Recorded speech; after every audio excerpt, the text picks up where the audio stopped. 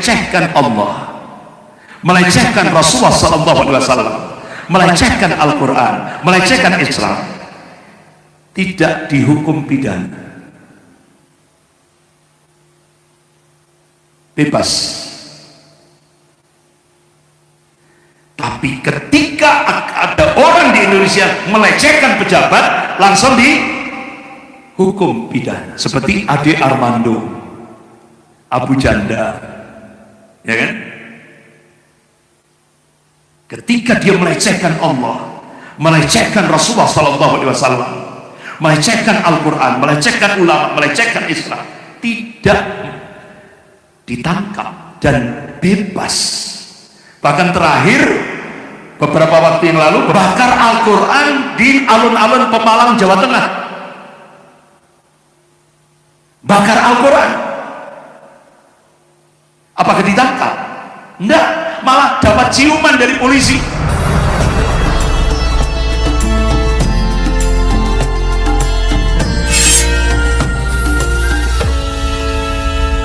Sekuler. Ikhwan fillah rahimakumullah. Kalau dalam buku ensiklopedia Inggris, sekulerisme itu adalah satu pergerakan sosial yang bertujuan mengalihkan aktivitas manusia dari orientasi ukhrawi kepada orientasi dunia.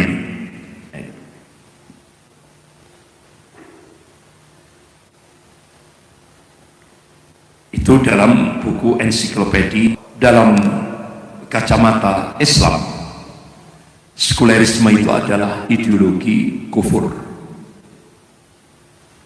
yang bertujuan menjauhkan peranan agama dalam kehidupan dunia. Jadi agama itu dipisah dalam kehidupan dunia.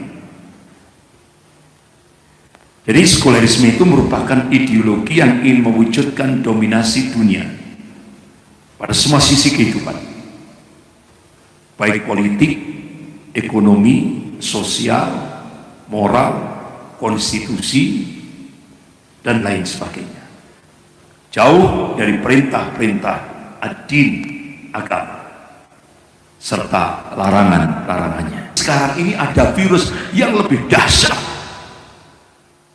yaitu virus sekulerisme, karena ini sudah masuk wilayah akidah. Jadi hari Rabu tanggal 15 Desember 2010 ada sebuah nota diplomatik rahasia dari Kedubes Amerika di Beijing tanggal 5 Maret 2007 dengan kode referensi Beijing 1448. Jadi pemerintah Cina mendorong percepatan program sekulerisasi bagi umat Islam Indonesia. Ini berarti ngasih hutang 647 yang gratis. Tapi umat Islam harus dipercepat dengan program sekulerisasi.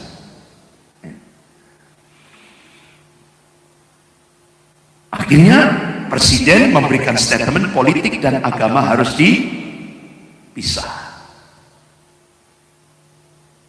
Bagaimana respon ormas Islam? Muhammadiyah merespon, yang diwakili oleh Profesor Kiai Haji Yonahar Ilyas LCMA, Allahumma yarham. Beliau barusan meninggal.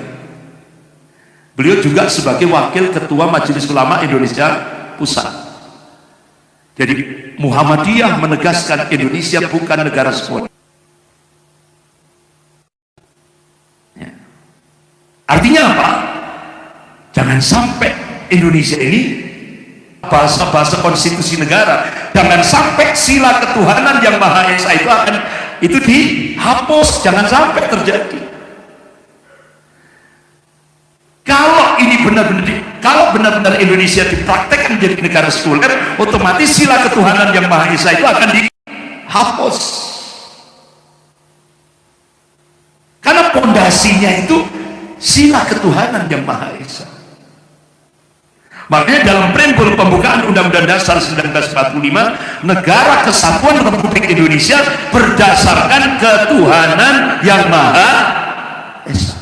Itu dalam preambul pembukaan Undang-Undang Dasar 1945. Ini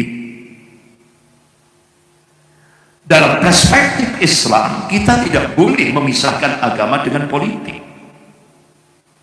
Karena itu sama saja memisahkan umat Islam dari Al-Quran dan As-Sunnah. Makanya kenapa ulama-ulama Ahlus Sunnah seperti Syekhul Islam Ibn Taimiyah rahimahullah, beliau tulis kitab As-Siyasah As-Syar'iyyah. Bahkan kitab As-Siyasah As-Syar'iyyah itu disarah oleh Syekh Muhammad Al-Utsaimin rahimahullah, Imam Masjidil Haram. Beliau adalah kibar ulama Saudiyah. Dan sarahnya sudah diterjemahkan dalam bahasa Indonesia, judulnya Politik Islam. Artinya Islam tidak bisa dipisahkan.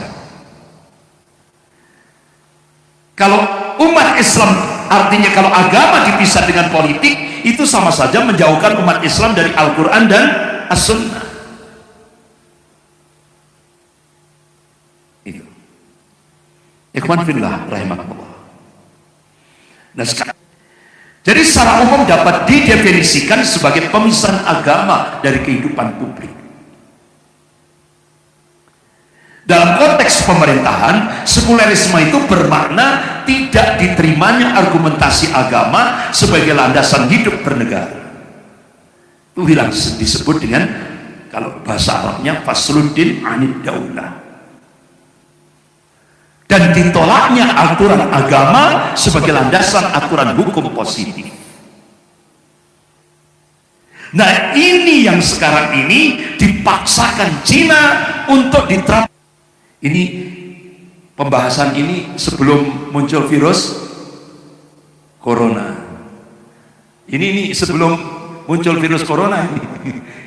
Ini kan tahun, jadi tadi kan tahun berapa tadi? Yang rencana Cina untuk mensekulerkan umat Islam 2010. Jadi ini sebelum terjadi virus corona. Jadi Cina memaksakan kehendak untuk mensekulerkan kehidupan berbangsa dan bernegara di Indonesia. Nah, ikhwan fillah rahimahumullah, cirinya bagaimana? Cirinya ya, sebuah pemerintahan sekuler itu, contoh di Indonesia, kalau ada orang yang melecehkan Allah, melecehkan Rasulullah SAW, melecehkan Al-Quran, melecehkan Islam, tidak dihukum pidana, bebas.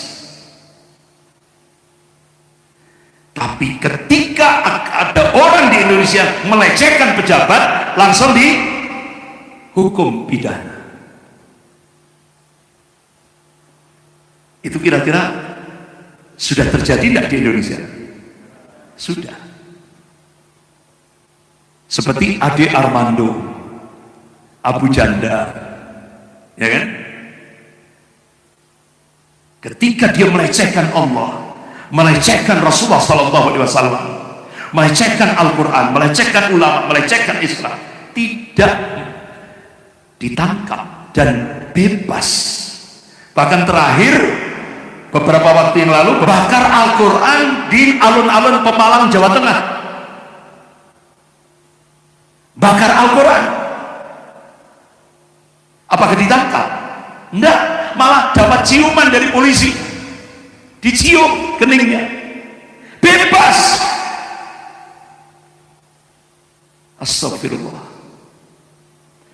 Coba kalau di Malaysia itu kalau ada orang melecehkan Allah, melecehkan Rasul, apalagi bakar Al-Quran, itu langsung hukum 10 tahun penjara. Kalau di Brunei Darussalam ada orang yang melecehkan Allah, melecehkan Rasulullah, langsung hukuman mati. Tapi karena Cina istilahnya memaksa Indonesia untuk ke arah sekulerisme, sehingga akhirnya agama harus dipisah dalam kehidupan berbangsa dan bernegara. Makanya sampai akhirnya beberapa kemarin itu sempat di Jakarta sampai Ade Armando yang melecehkan Allah, melecehkan Rasulullah, melecehkan Islam, melecehkan Al-Quran, itu langsung dikasih kebal hukum award 2020. Jadi tokoh yang kebal hukum se-Indonesia dikasih award hadiah 2020. Satu-satunya orang yang melecehkan Allah, melecehkan Rasulullah, melecehkan Al-Quran, melecehkan ulama, melecehkan Islam, sampai sekarang dilindungi oleh negara. Ade Armando. Bahkan terakhir kemarin minta kepada pemerintah untuk tidak lagi membolehkan umat Islam haji dan umrah. Ade Armando. Karena apa? Kata Ade Armando, itu pemborosan. Apakah dia ditangkap? Tidak. Dilindungi oleh negara. Karena apa? Sekuler.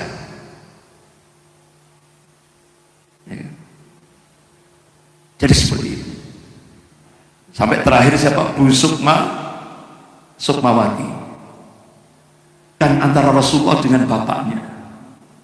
Padahal bapaknya Pak Karno, Pak Karno itu ketika haji, ya kan, waktu di Masjid Nabawi di Madinah, beliau lepas baju kebanggaannya, beliau lepas semuanya, dan beliau ngesot itu merangkak menuju makam Rasulullah SAW.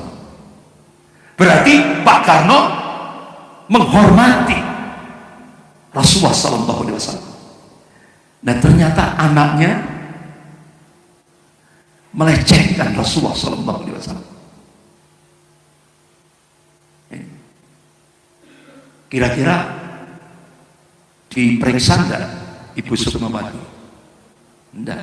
Karena apa? Sekuler. Kalau ada orang yang melecehkan pejabat, langsung. Contoh, kemarin ada seorang ibu melecehkan Bu Risma, wali kota Surabaya, langsung ditangkap, pidana. Jadi di Indonesia itu sekarang manusia lebih tinggi daripada Allah dan Rasul. Benar enggak? Itu di Indonesia sekarang. Jadi politik Islam dapat diartikan sebagai satu cara untuk mempengaruhi masyarakat istimewa Islamnya. Masyarakat Islam akan bersikap, itulah siasat syar'iyyah. Nah, sekarang apa sih bahaya? Ini contoh-contoh tentang bahaya virus radikalisme sekuler. Ini sudah lebih berbahaya. Karena radikalisme sekuler itu kalau ditimbang menurut Al-Quran dan As-Sunnah, ulama-ulama akidah itu sudah masuk dalam nawaqidul Islam, pembatal keislaman, gugur syahadatnya, gugur imannya, kalau dia mengarah pada radikalisme sekuler. Kita skors adzan isya, monggo silakan.